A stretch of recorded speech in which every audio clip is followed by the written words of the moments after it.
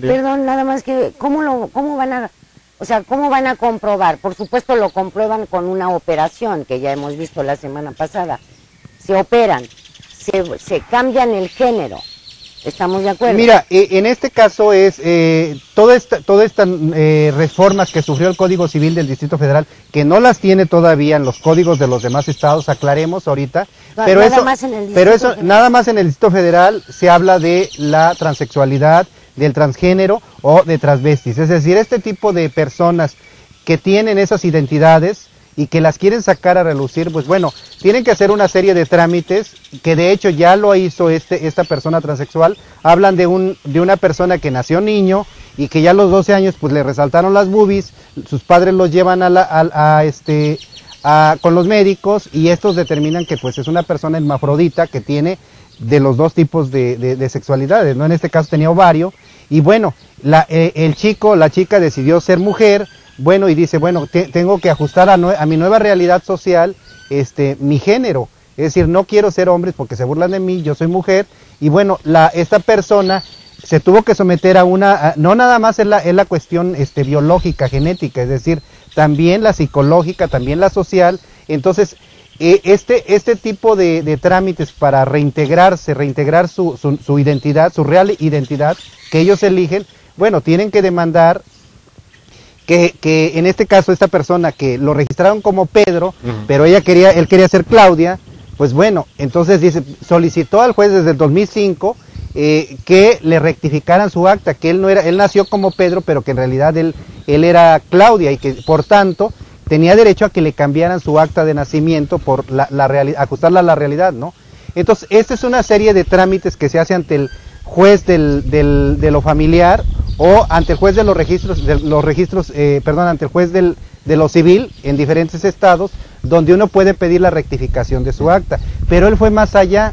Efectivamente, esta persona le autorizaron su rectificación de acta de nacimiento, pero en la nueva acta que le iban a expedir de alguna manera tenían que quedar explícito el fallo del juzgado civil y de su primer registro. Por tanto, él apeló, el tribunal de alzada ratificó la decisión del juez y se tuvo que ir al amparo, y fue en ese trance también donde se estaba reformando de que se le podía expedir una nueva acta donde nada más dijera que había cambiado su género e inclusive a veces su nombre de masculino a femenino porque había solicitado su nueva realidad social, pero con la reserva de que la primera acta no tenía por qué darla a conocer a ninguna otra persona. Es que en este caso yo tenía dos preguntas, pero ya contestaste a una, la pregunta que era interesante para saber. ¿Cuáles son los seguimientos que deben hacer los procedimientos legales? Ya las contestaste, pero queda una muy pendiente. Por ejemplo, nombras mucho el Distrito Federal. Vamos a decir, ¿en qué más estados de la República aplica esta ley? Mira, en este caso, esta persona, desde el 2005, digo, antes de que la Suprema Corte de Justicia emitiera y antes de que se hicieran las reformas al Código Civil del DF, ya había iniciado él o ella un juicio de rectificación de acta de nacimiento. En este caso, la persona tiene que tener efectivamente tiene que reunir ciertas características. Es decir, que toda su vida se condujo como Claudia, pero su acta aparece como Pedro. Obviamente eso hay que acreditarlo. Está sometido cuando menos durante 5 meses a un tratamiento de profesionistas en la materia. Hay que ofrecer pruebas periciales como son de genética, de orientación sexual, ¿Qué problemas se enfrenta una persona que se supone que tiene un acta de nacimiento de él y ahora es ella? Sí, mira, ella legalmente sigue siendo él, aunque ella se vista como ella, ¿verdad? Entonces aquí, bueno, si la persona quiere ajustar a su realidad social, a su identidad que ella maneja en la vida, pues tiene todo el derecho, porque las garantías constitucionales así lo contemplan.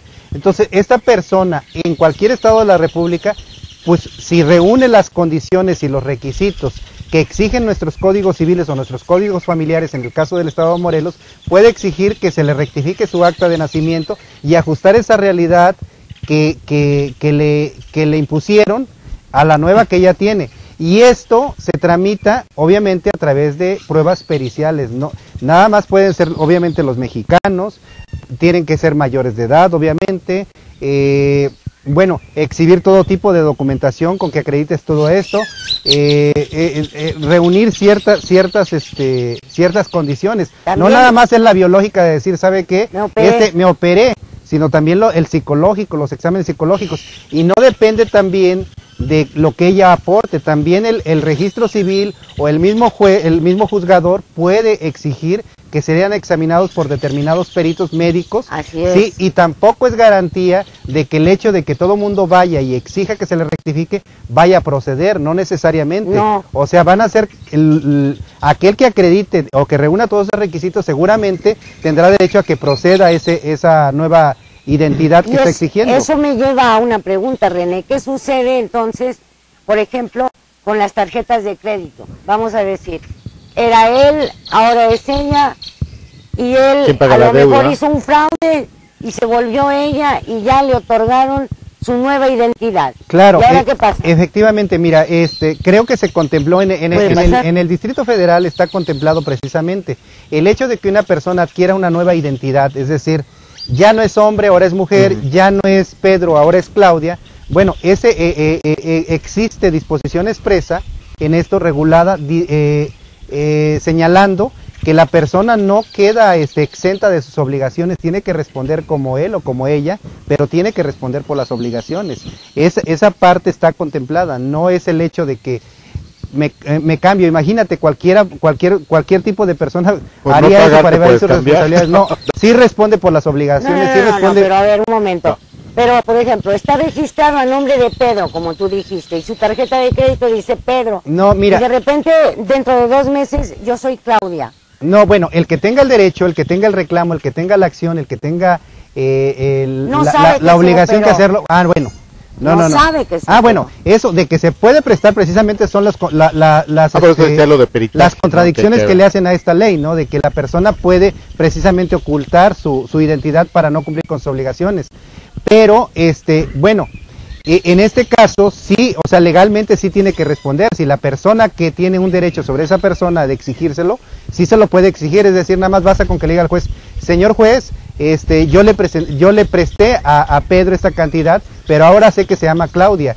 Y bueno, se manda a pedir un informe al registro civil para que informe cuál es el estatus nuevo. Y bueno, con eso acreditas que Pedro y Claudia son la misma persona y no pueden evadir sus responsabilidades. En este caso, por ejemplo, sí incluye mucho, vamos a pensar, se malentiende también la posición del transgénero, ¿no? ¿Por qué? Porque funge como mujer. ¿Qué pasa con los extranjeros que se prostituyen en la Ciudad de México como mujeres? Bueno.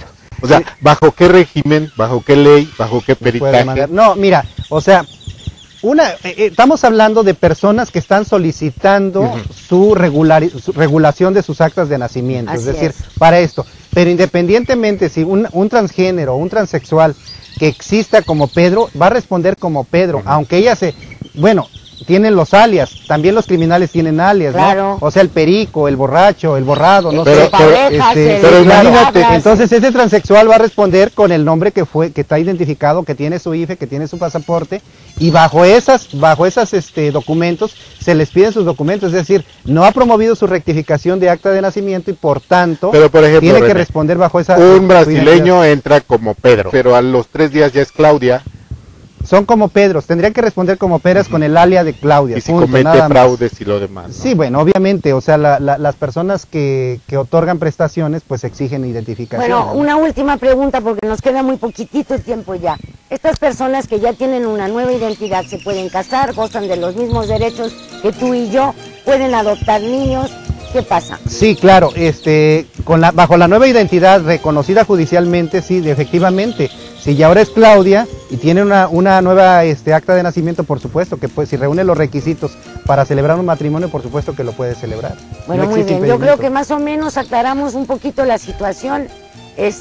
Agradecemos muchísimo a René el hecho de que haya estado hasta aquí con nosotros en la Hacienda San José Vista Hermosa. Recuerden que ahora nos pueden ver en YouTube a la hora que ustedes quieran, la noche, de día, el día que ustedes quieran. Yo soy María José Lazo. Wilfrido Ávila. Y usted recuerde que si usted tiene el derecho, exija.